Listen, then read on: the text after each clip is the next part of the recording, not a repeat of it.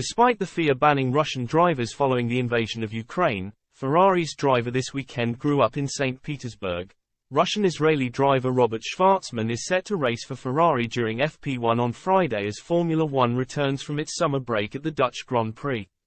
He is stepping in for Carlos Sainz as a result of a new FIA initiative and is the first reserve driver of any team to get the nod this season.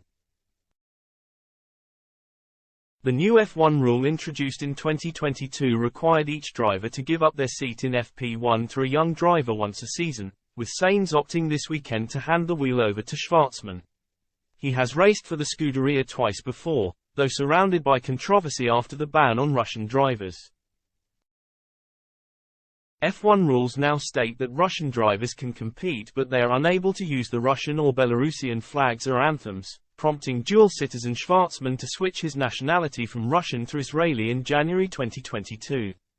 He was born in Tel Aviv but raised in St. Petersburg in Italy, competing under the Russian flag in Formula 2 and was forced to cut ties with Russian team SMP Racing.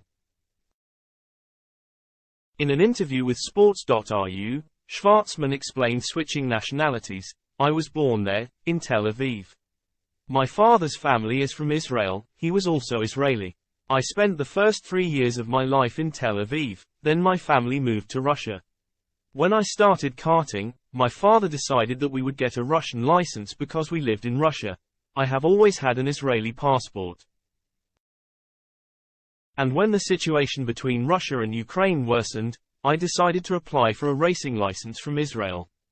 In the end, I want to be a racer and my main goal is Formula One.